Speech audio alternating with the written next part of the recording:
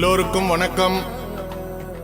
இப்பொழுது பல தடைகளை தாண்டி இத்திருமணம் நடைபெறவிருக்கிறது. இந்த சீர்திருத்த திருமணத்தை பற்றி எல்லோருக்கும் ஒரு தவறான கருத்து இருக்கிறது. சீர்திருத்த திருமணம் நடத்துவதில் சில நிபந்தனைகள் குறித்து பெரியார் அவர்கள் குறிப்பிட்டுள்ளார். மணமகன் மணமகள் ஆகிய இருவரும் ஒருவருக்கொருவர் பிடித்திருக்க வேண்டும். இந்த நன்னாளில் இருவரும் நல்ல தம்பதிகளாக, மனதிற்கு பிடித்த காதலர்களாக காலம் இவர்களை ஒன்று சேர்த்திருக்கிறது என்று நமக்கு மிக தெள்ளத் தெளிவாக தெரிகிறது.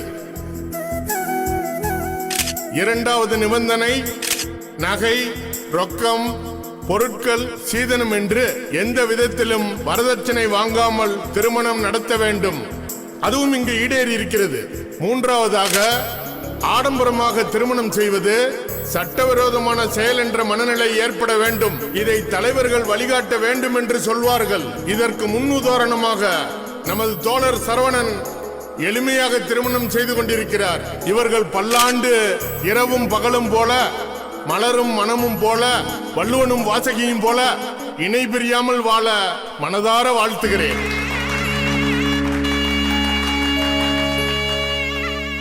ஐயா இலக்கிய எழுத்தாளர் வைகரை அவர்களை இத்திருமணத்தை நடத்தி கொடுக்க அன்புடன் கேட்டுக்கொள்கிறேன். எல்லாருக்கும் வணக்கம். அன்பே என்று அழைத்திடுங்கள், ஆசைகளை எல்லாம் பட்டியலிடுங்கள், இதயங்கள் ஈர்த்திடுங்கள், இதயங்களை ஈர்த்திடுங்கள், ஈர விழிகளை துடைத்திடுங்கள், உறவுகளை நினைத்திடுங்கள், ஊடல்களை மறந்திடுங்கள், எளிமைக்கு வழிவிடுங்கள்.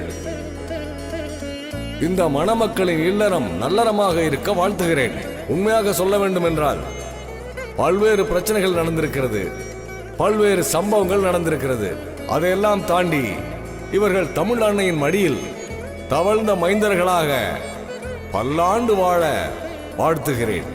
வாழ்க்கை என்பது வளைவுகள் நிறைந்த ஓர் வசந்த பாதை என்பதை இவர்கள் இன்று உணர்ந்திருப்பார்கள். இந்த சம்பவங்கள் எல்லாம் அதை எடுத்து காட்டுகின்றன. சரவணனும் ஆனந்தியும் சேர்ந்து பல்லாண்டு வாழ வாழ்த்துகிறேன். நான் மனமாற வாழ்த்துகிறேன்.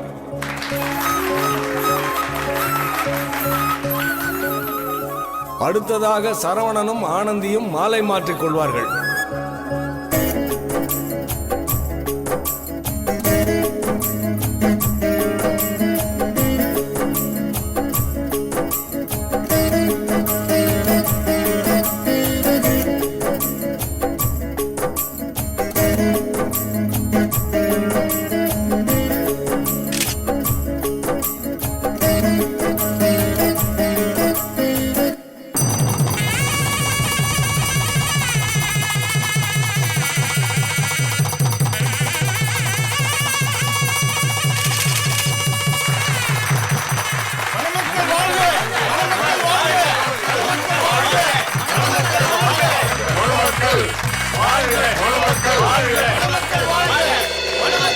திருமணம் இணைந்தது, திருமணம் நடக்குது, சந்தோஷம் சந்தோஷமே.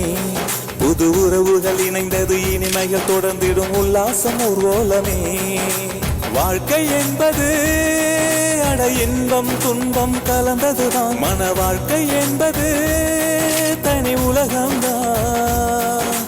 பூப்பந்தல் பூத்தது இந்நேரம், நல்வாழ்த்துக்களை கூறும் பொன்னேரம். இருமணம் இணைந்தது, திருமணம் நடக்குது, சந்தோஷம் சந்தோஷமே. புது உறவுகள் இணைந்தது, இனிமைகள் தொடர்ந்திடும், உல்லாசம் ஊர்வலமே.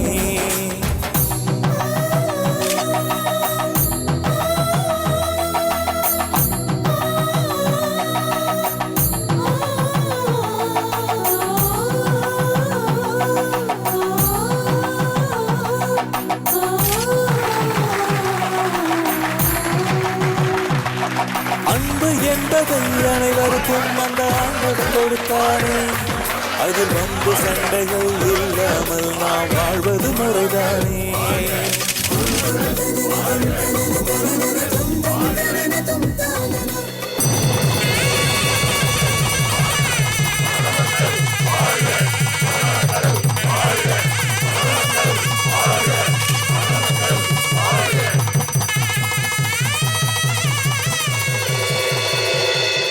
கண்ணுக்கு விருந்தாக கல்யாணம் நடக்கிறது, கஷ்டங்கள் மறந்த மனது நிறைகிறது.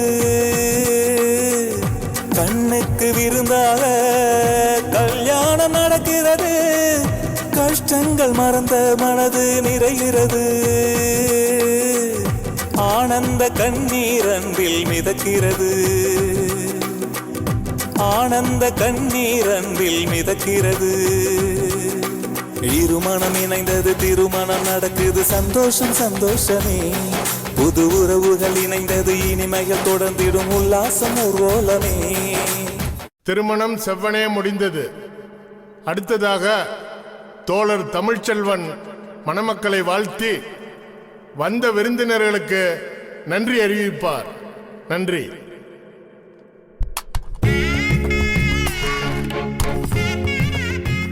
எல்லோருக்கும் வணக்கம்.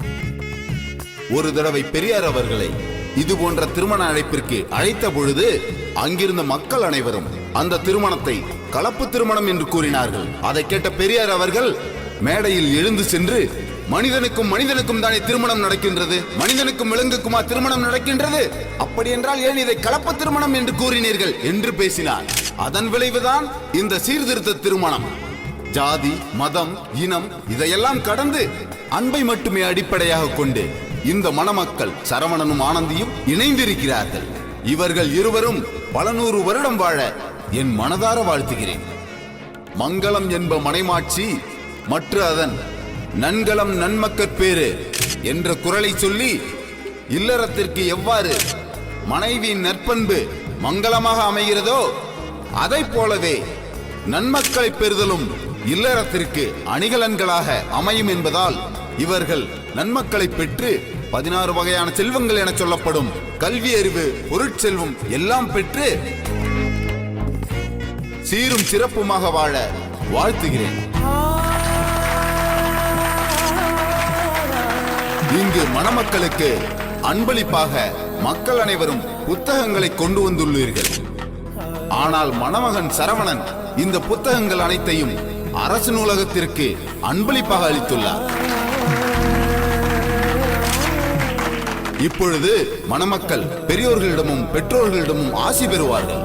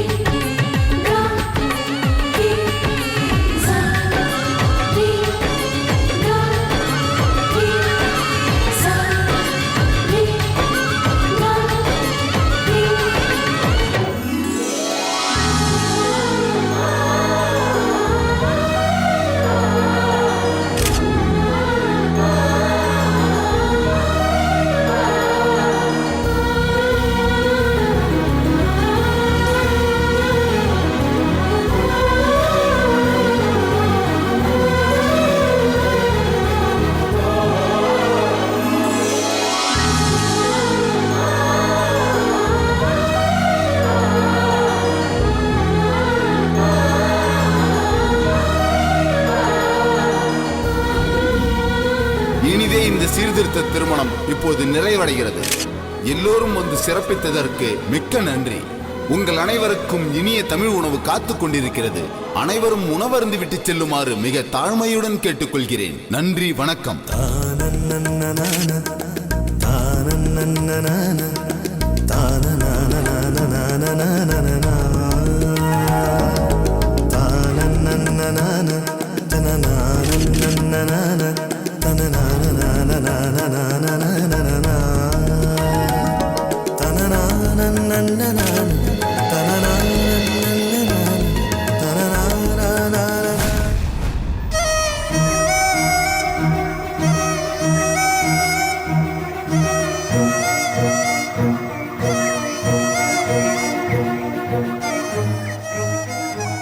எல்லோரும் இப்படி சோகமாக இருந்தால் எப்படி?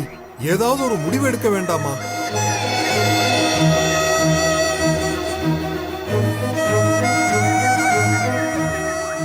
என்ன வேறு வேறு ஊரு வேறு வேறு மாநிலம் என்று பார்க்கிறீர்களா? எல்லோரும் இந்த நாட்டைச் சேர்ந்தவர்கள் தானே. அவ்வளவு பெரிய சுதந்திர போராட்டத்திலேயே எல்லோரும் ஒன்றாக சேர்ந்து வெள்ளைக்காரர்களை விரட்டடித்தோம் அல்லவா?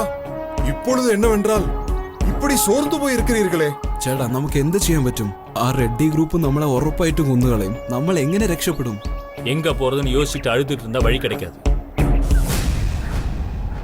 வழி கிடைச்சி தவற விட்டா அது முட்டாள்தனம். வழி இல்லைன்னு புலம்புறவன் கையால் ஆகாது. வழியை உருவாக்கணும். அவன் தான் புத்திசாலி. நாம இப்ப அப்படித்தான் செயல்படணும். அதுதான் நம்ம எல்லாருக்கும் முக்கியம். ಇಲ್ಲಿಂದ ಹೆಂಗಾದ್ರೂ ಸರಿ, ನಾವೆಲ್ಲರೂ ತಪ್ಪಿಸ್ಕೊಳ್ಳೇಬೇಕು. ஆமா, ரெட்டியும் அவங்க ஆளுங்களும் வரதுக்கு முன்னாடி இங்க இருந்து எப்படி தப்பிக்கலாம்னு யோசிக்கணும்.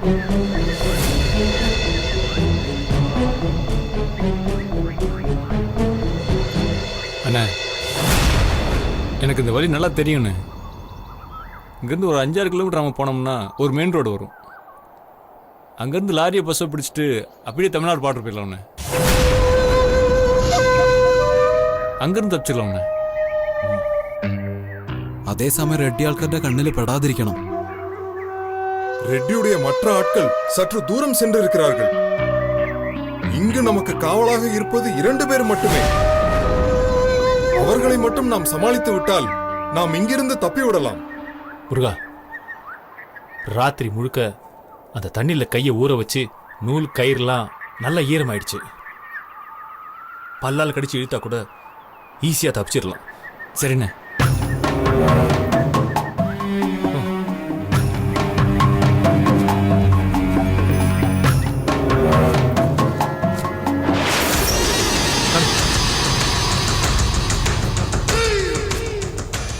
மற்றவங்க சீக்கிரம்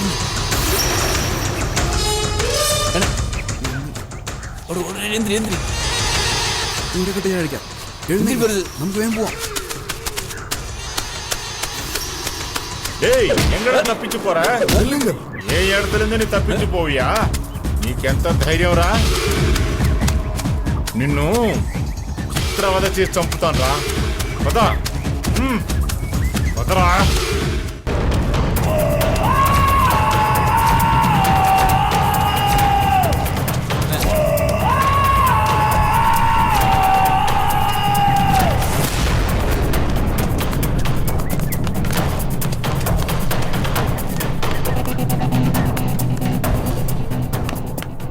ஏய், என்ன பெருசா பிளான் போட்டு தப்பிக்கலான்னு பாக்குறீங்களா?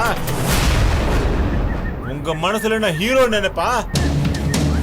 ஏன் ஏரியால இருந்துகிட்டு ஏன் கண்ணுல மண்ணு தோவலான்னு பாக்குறீங்களா? எவ்வளவு திமிரு இருக்கு உங்களுக்கு? இங்க பாருங்க, இங்கிருந்து வெளியே போகணும்னு நினைச்சான் ஒருத்தன். அவன் எப்படி செத்தான் பாத்தீங்கல்ல? இங்க பணமா இருக்கிறான். உங்க எல்லாரையும் குறி சுடுற மாதிரி சுற்றுவேன். ஒவ்வொருத்தரும் சத்து பணமா இருப்பீங்க. இங்க பாரு, உங்க அண்ணா கிட்ட நான் பேசிட்டேன். அதான் உங்ககிட்ட ஏற்கனவே சொன்னேன். இந்த முறை பேசும்போது பணம் கொடுக்கறான்னு ஒத்துக்கிட்டாரு. உன்னோட வேலை 25 லட்சம் ரூபாய். ஒழுங்கு மரியாதையா உயிரோட ஊருக்கு போய் சேரணும்னு நினைச்சீங்கன்னா இந்த தப்பிக்கிற எண்ணத்தை விட்டுட்டு மரியாதையா கையை கால அடக்கி வச்சுட்டு உட்காருங்க. டேய், பின்னால் என்னடா பண்ணிட்டு இருக்கீங்க? போய் ஒழுங்கா கட்டி போடுங்கடா. உட்காருங்கடா, உட்காருங்க.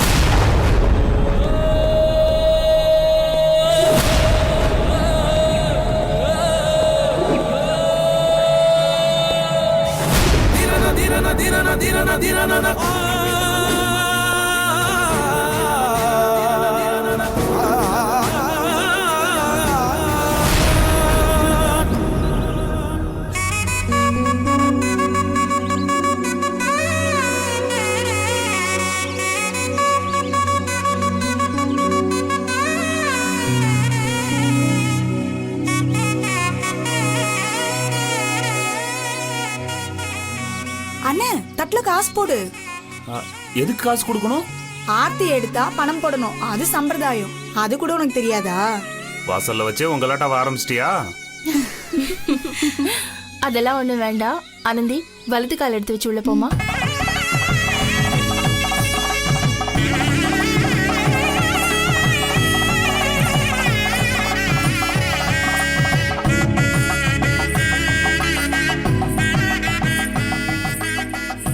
வாப்பா சரவணா, வாமா வா, வந்து விளக்கேத்து.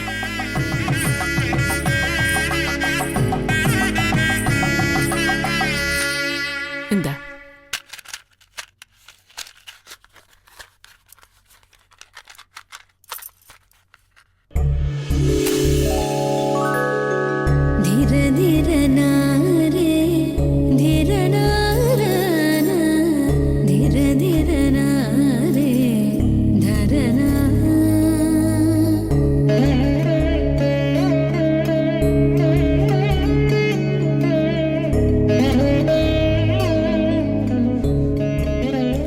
சரவணா, அப்பா கிட்ட ஆசீர்வாதம் வாங்கிக்க. சரிங்கம்மா.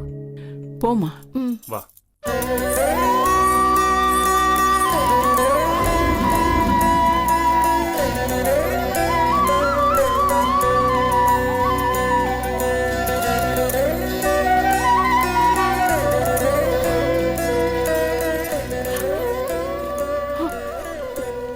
அம்மா. அத்தை. ஒண்ணு இல்லம்மா.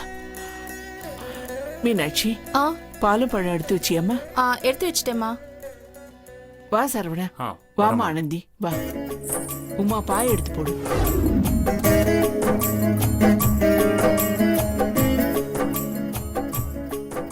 மீனாட்சி, சீக்கிரம் வாமா. வந்துட்டேம்மா. அம்மா கொடுங்க. இல்ல மீனாட்சி, இந்த வீட்ல எல்லா நல்ல காரியம் நடக்கிறதுக்கும் நீதான் காரணம். உன் கையாலே அவங்களுக்கு கொடுமா. சரிம்மா.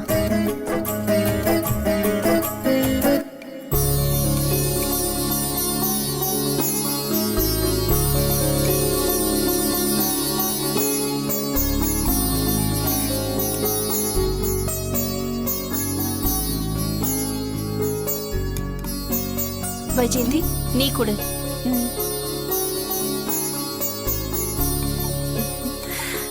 வாய் தருங்க.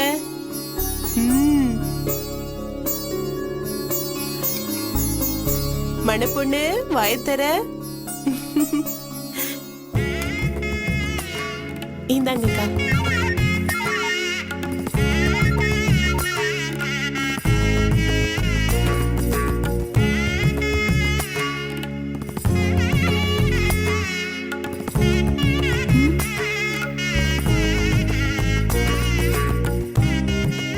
அண்ணி, உங்க உதட்டுல பால் லேசா ஒட்டியிருக்கான், அதான் அண்ணன் துடைக்க சொல்றாங்க. அண்ணா, ஒன்னும் பிரச்சனை இல்லைண்ணே, நீயே கூட தொடச்சு விடலாம். வைஜெயந்தி, சமையல் எல்லாம் ரெடியா இருக்கா? எல்லா சமையலும் பண்ணி வச்சிட்டேங்கா. நீங்க சொன்ன மாதிரி தான் பண்ணியிருக்கேன். ஏமா மீனாட்சி, சாப்பாடெல்லாம் தயாரா இருக்கா? எல்லாம் தயாரா இருக்குமா. வைஜெயந்தி தான் பண்ணிருக்கா. உமா, அடுத்தது நீதான். வைஜெயந்தி, சாப்பிடும்போது எல்லாத்தையும் நீ சரிக்கா. ஐயா, நாங்க அப்படியே கிளம்புறோங்க ஐயா. என்ன அதுக்குள்ள சாப்பிட்டு போலாமே? இல்லைங்க ஐயா, பரவாயில்ல. அப்புறம் ஒரு விஷயம் சொல்லுங்க. நாங்க ரொம்ப ஏழப்பட்டவங்க தான். உங்க குடும்பத்துக்கு மருமகளா என் பொண்ணை பெரிய மனசு வச்சு எடுத்துக்கிட்டீங்க. என் பொண்ணை பத்திரமா பாத்துங்க ஐயா. எங்க இப்ப என்னாச்சு? நீங்க ஏன் திரும்ப திரும்ப அதையே பேசிட்டு இருக்கீங்க? உங்க பொண்ணு கல்யாணம் நல்லபடியா முடிஞ்சிருச்சுல? உங்க பொண்ணு இங்க நல்லபடியா இருப்பா. நீங்க போங்கய்யா, போங்க. அதுக்கு இல்லைங்க ஐயா, நீங்க ஏதோ மனசங்கடத்துல இருக்கீங்க. அதெல்லாம் ஒண்ணு இல்ல. உங்க சண்முகன் தம்பி கூட கல்யாணத்துக்கு வரல. இந்த கல்யாணத்துல ஏகப்பட்ட குழப்பம். அதை நினைச்சா ஒரு அப்பனா என் மனசு கொஞ்சம் பதறுதுங்க ஐயா. என்ன கேக்குறீங்க? ஏங்க எல்லாரும் வராத தம்பியை பத்தியே கேட்டுட்டு இருக்கீங்க?